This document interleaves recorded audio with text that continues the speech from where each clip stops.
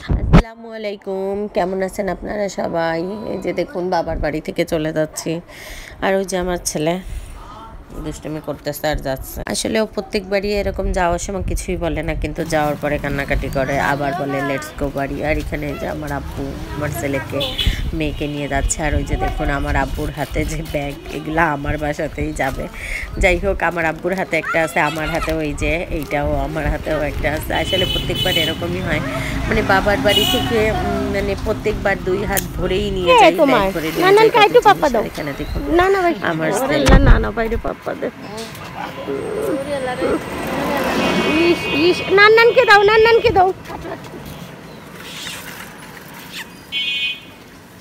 আল্লাহ আপিকে একটু পাপ্পা দাও, আপিকে একটু দেবে না, আপি দেবে না আবার তো ঈদের সময় ঈদ তো এসে গেছে। এই যে আমরা আমাদের গন্তব্যের পথে রওনা দিয়ে দিলাম আমাদের বাসা থেকে। এখন এই যে আমরা মাহিন্দায় অলরেডি উঠে গেছি, আমার আব্বু আমাদেরকে উঠাই দিছে। আর ওইখানে আপনাদের ভাইয়া চলে আসবে, এসে সেও আমাদের নেবে। আর আমাদের সাথে আমাদের একটা যাত্রী হচ্ছে আমাদের একটা আপু। তো যাই হোক, আপুটাকে অনেক ভালো লাগলো, কথাটা তো বললাম সারা রাস্তায়। আর এখানে দেখুন আমার ছেলের দুষ্টামির তো কোনো শেষ নাই। যাই হোক, আসলে আমি বিয়ের এই যে এতগুলা বছর পরে, এই যে দুইটা বাচ্চার মা হওয়ার পরে এখন আমি একা চলতে শিখছি। তাও কি এই দুইবার আমি গেলাম, মানে বলতে গেলে এই ব্লগিং চ্যানেল খোলার পরেই আমি দুইবার যখন গেলাম আমার বাবার বাড়িতে, মানে ওইখান থেকে আপনাদের ভাইয়া, মানে আমাদের বাসা থেকে আমার ভাইয়া, আপনাদের ভাইয়া আমাকে উঠায় দেয়, আর এই দিক থেকে আমার আব্বু নামায় নিয়ে যায়। আবার ওইখান থেকে আমার আব্বু উঠাই দিলাম, আপনাদের ভাইয়া নামায় নিয়ে যায়। মানে এতটুকুই জাস্ট মাহিন্দার ওইটুকু টাইমেই শুধু আমি ছেলে মেয়ে নিয়ে একা থাকি। কিন্তু এই আপুটাকে দেখে অনেক সাহস হলো, কারণ উনি নড়াইল থাকে। আর নড়াইল থেকে সেই আপুটা মানে এত দূরে এসে মানে জার্নি করে আসে, পড়ালেখা করে, এখানে খুলনায় থেকে পড়ালেখা করে। তো তাই ভাবলাম যে জীবনে আসলে দেখেন মেয়েদের আসলে অনেক কিছুই শেখা উচিত, বোঝা উচিত, আর অনেক কিছু করা উচিত। আসলে এতগুলা বছর আমি একা যেতে পারতাম না। তো অনেক সময় হয় কি ডিপেন্ডেবল হওয়া লাগে আপনার ভাইয়ের উপরে, যে না আমাকে দাও, আমাদের বাসায় চলো চলো চলো। অনেক সময় তার কাছ থেকে যাওয়া হয় না। তো ইদানিং ছেলে মেয়ের জন্য আমার একটু বেশি কোনো যেতে ইচ্ছা করে। আর তাছাড়া ইদানিং এমনিও আসি কিছু পারিবারিক কিছু অশান্তি, কিছু মানসিক অশান্তি আসি। তো আসলে বাবার বাড়ি গেলে হয় কি মনে করেন আমার মানসিক অশান্তি আর কষ্টবোধগুলো আমার কাছে মনে হয় যে একটু হলেও আমি মানে ওগুলা থেকে রিলিফ পাই। এই জন্যই আমি ইদানিং ঘন যাই, মানে এত ঘন কিন্তু আমি বাবার বাড়ি আগে কখনোই যাইতাম না। আসলে যাইতাম না মানে কি, আমার বিয়ের পর থেকে আমি 5.5 বছর তো বাবার বাড়িতেই কাটে আসছি। আর আমার ছেলে মেয়ে হয়েছে এখানে, আমার ছেলে মেয়ে লালন পালন সব কিছুই আমার বাবার বাড়িতেই হয়েছে। এখন আমরা আর এই যে দেখেন রাস্তার মধ্যে আমার মেয়ে একটু অসুস্থ হয়ে গেছিলো, একটু বমি করতেছিল, তাই তো মেজাজ খিটমিটে। আর আপনাদের ভাইয়া আসছে মোটরসাইকেল নিয়ে, এসে আমার ছেলেকে নিয়ে মোটরসাইকেলে চলে গেছে। আর আমরাও আর আমরা রিক্সায় করে চলে হচ্ছে, গাড়ির মধ্যে বমিও করছে, আর ছেলেও বলতেছে মাথা ব্যথা করে। আব্বু তোমার কি হয়েছে? মাথা ঘুরাইছে। আর মোবাইল কি হয়েছে? ওর বমি আসছে, ও বমিও করছে একটু, ওই জন্য ওর শরীরটা খারাপ। আর আমার ছেলে ওর দেখা দেখি ও বলতেছে ওর মাথা ব্যথা করতেছে। আসলে হয়তো গরম, যে গরম ও বলতেছে তাইতে মাথা ব্যথা করতেছে। সত্যি মাথা ব্যথা করতেছে? কোথায়? এইখানে ওর আল্লাহরে, তাহলে সত্যিই মাথা ব্যথা করতেছে। আমি আবার ভাবছি যে ওর দেখা দেখি হয়তো ও বলতেছে যে আপি হয়েছে, তাহলে আমিও বলি। ছোট মানুষ, ওরা তো এরকমই করে, ওর একটা জিনিস লাগলে ওরও সেটা লাগবে, ওর কিছু হইলে ও সেটা বলে, এটাই স্বাভাবিক। তো আসলে সত্যিই আমার ছেলে মাথা ব্যথা করতেছে, ওই যে মাথাই করতেছে। তো বাচ্চা কাচ্চা দুইটার জন্য দোয়া করেন আপনারা সবাই, বাচ্চা দুটো যেন সুস্থ থাকে। এই যে দেখুন বাবার বাড়ি থেকে আসার পরেই থেকেই মনটা একটু খারাপ এমনি। তারপরে আবার এখানে এসে দেখি এই দুঃসংবাদের পরে দুঃসংবাদ। মানে আমি আপনাদেরকে কিছুদিন আগেই জানাইছিলাম যে আমার আশা ভরসা মানে ঝুঁকির মুখে। এই যে এই মুরগিটার কথাই বলেছিলাম যে আমার আশা ভরসা ঝুঁকির মুখে। আসলে এই মুরগিটা আমার কাকির দেওয়া মুরগি, আর এই মুরগি দিয়েই আমি আমার মানে মুরগি জীবন যাই হোক, কথা আসলে ঠিক করে বলতে পারতেছি না, আর খারাপও লাগতেছে। যাই হোক, কি বলবো না বুঝতে পারতেছি না। আসলে আমি যখন মানে আমার মেয়ে মুরগি খুব পছন্দ করতো, মুরগির বাচ্চা আমার কাকিদের দেখে সে খুব উৎসাহের সহিত সে মুরগি পোষার কথা মানে বললো। তখন আমার কাকি বললো যে ঠিক আছে আমি তোর মেয়ের একটা মুরগি দেবো। তো আমার কাকি আমার এই মুরগিটা দিছিল।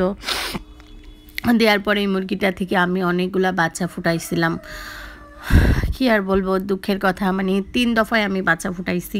আমার বাচ্চাগুলা বড় হয়েছে, আমরা অনেকগুলা খাইছি, অনেকগুলাই করছি, আবার কিছু অসুখেও মারা গেছে। কিন্তু তারপর আমাদের এই মুরগিটা ছিল, যার জন্য আমার আশাও ছিল যে না আবারও আমি ফুটাবো। আর এই যে এখন আপনারা যে আমার মোরগগুলা দেখেন, এটাই আসলে এই মুরগিটারই হচ্ছে মানে থেকেই মোরগগুলার মাই হচ্ছে এই মুরগি, আর এই মুরগি থেকেই আমি সব মোরগগুলা হয়েছে।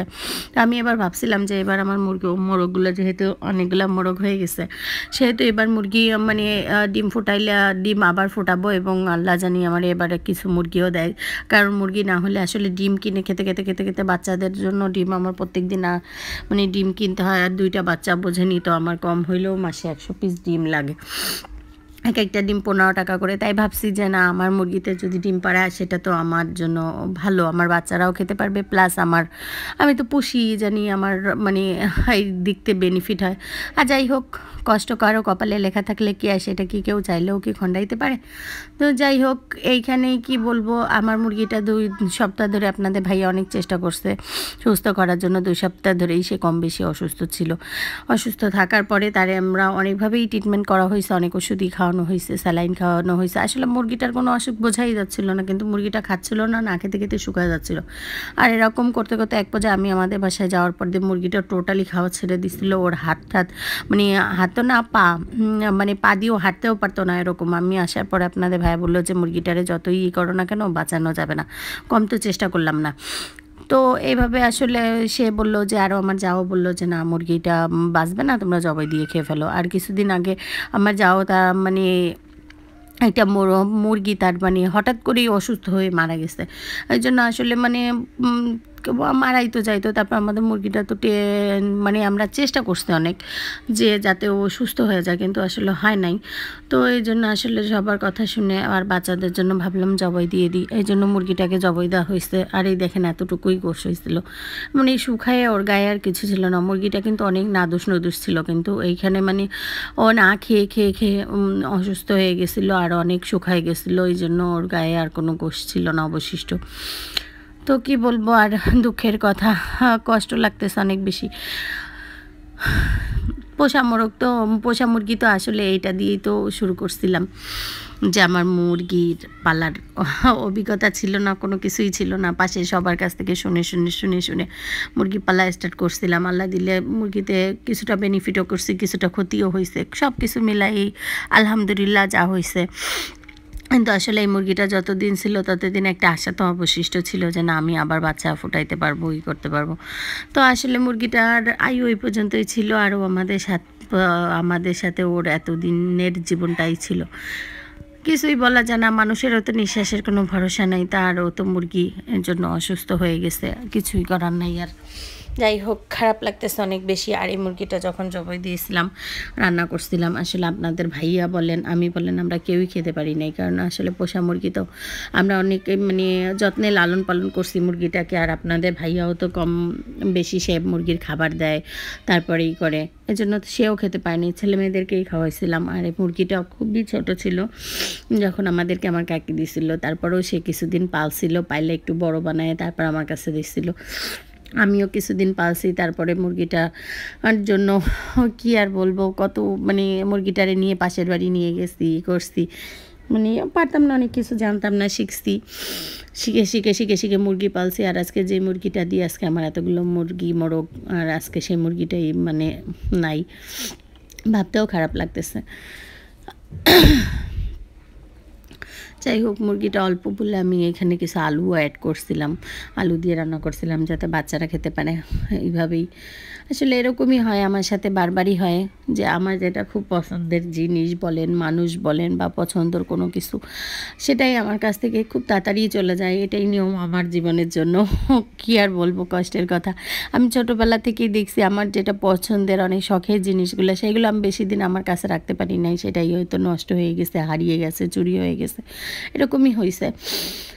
তো এটাই আর কি কি বলবো আসলে, এখানে বলার ভাষা নাই। আর আমার খারাপ লাগতেছে অনেক বেশি, মনটাও খারাপ মুরগিটার জন্য। আসলে দেখেন মাদ্রাসা থেকে যখন আসতাম এসে দেখতাম যে মুরগিগুলা কেমন আছে আছে, আর ওকে তো সবচেয়ে বেশি দেখছি, এই জন্য ওর জন্য মায়াটা বেশি লাগতেছে। পোষা জিনিস তো এই জন্য খারাপ লাগে অনেক বেশি। যারা আপনারা মানে এরকম কোনো কিছু পোষেন তারা জানবেন আমার কষ্টটা, কিন্তু যারা পোষেন না তারা হয়তো বা তাদের কাছে এটা খুব ন্যাকামি লাগতে পারে, কিন্তু আমার কাছে খারাপই লাগতেছে, অনেক বেশি খারাপ লাগতেছে। আপনাদের ভাইয়ারও অনেক বেশি খারাপ লাগছে, যার জন্য তো আমরা এই মুরগি মুখেও তুলতে পারি নাই। ভাবতে তো পারতাম যে না কী হয়েছে, এটা তো একটা খাবার, খেয়েই ফেলি, কিন্তু না, আসলে কষ্ট লাগে অনেক কিছু। হাতের পরে মানুষ করা একটা জিনিস যদি এভাবে চোখের সামনে থেকে হারায় যায় তখন খারাপই লাগে। তো এই মুরগিটারে আমরা আসলে প্রেশার কুকারে দিয়ে রান্না করছিলাম, কারণ শক্ত তো দেশি মুরগি, এভাবেই আমরা দিয়ে রান্না করছিলাম। আর যাই হোক, ভালো থাকবেন। আমি প্রেশার কুকারে পানি দিয়ে এখন ঢাকনা দিয়ে গোশটাকে অফ করে দিব এবং এই জালে জালে হয়ে যাবে গোশটা। আমি প্রেশার কুকারে দিয়ে দিয়েছি। কী হয়েছে, এই যে আমার গোশটা প্রায় রান্না হয়ে গেছে। এখানে প্রেশার কুকার থেকে দিয়ে এই হচ্ছে কড়াইতে আবার ট্রান্সফার করে নিয়েছি। আর এর ভিতরে আমি গরম মশলা দিয়েছি, গরম মশলার গুঁড়া দিয়ে এখন আমি এটাকে এই যে ঝোলটা আর একটু টানায় অফ করে দেবো। আমার গোশ রান্না কমপ্লিট, আর এই যে আমি এখানে অফ করে দিয়েছি। শেষ আমার রান্না, এখন বাচ্চাদের নিয়ে যাই খাওয়াবো। যাই হোক, বাচ্চাদের এখন খাওয়াই। আর সকাল থেকে কাজ করতে করতে আর আমার হাসি মানে অ্যালার্জি বাড়ছে, হাসি দিতে দিতে চোখ মুখ খের যে কী অবস্থা হয়েছে, চোখ দিয়ে পানি পড়তেছে, নাক দিয়ে পানি পড়তেছে। আপনারা সবাই আমার জন্য দোয়া করবেন এবং আমার চ্যানেলটাকে লাইক সাবস্ক্রাইব করবেন, এবং লাইক দিয়ে প্লিজ আমার ভিডিওটাকে দেখবেন এবং চ্যানেলটাকে সাবস্ক্রাইব করবেন, আমাকে এগিয়ে যেতে সাহায্য করবেন।